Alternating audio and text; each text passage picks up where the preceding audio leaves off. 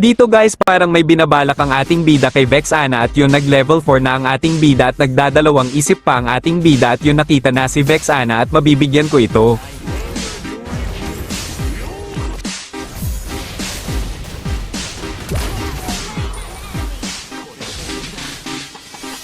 Dito guys na pamali retro ng ating bida pero ayos lang nakuha naman ng kakampi niya at di pa nakontinto ang ating bida at pinitas pa niya itong si Vexana.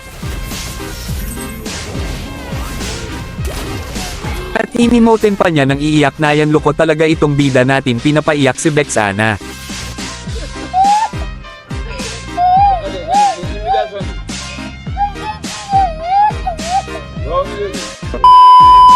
Dito nga mga guys dumalaw na rin ang ating bida sa MM para kay Esin si Kimi dito guys panoodin nyo na lang mga sumunod na nangyari.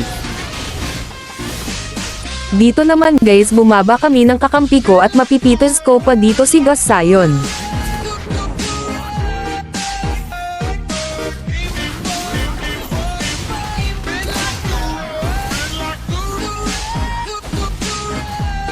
Pagtapos ko kunin yung turtle dito guys bigla ako pamaunta sa blue ng kalaban at maaga ko pa ito guys kahit walang retra.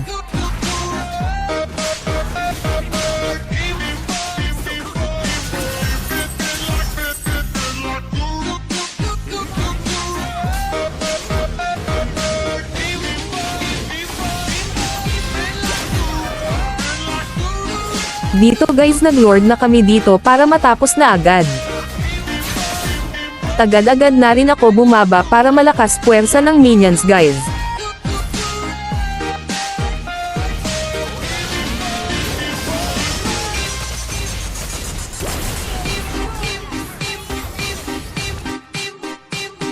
At kung nakaabot ka naman sa dulo ng video na to baka malike mo naman itong page ko at pa-react na rin thank you po. What's up, everybody?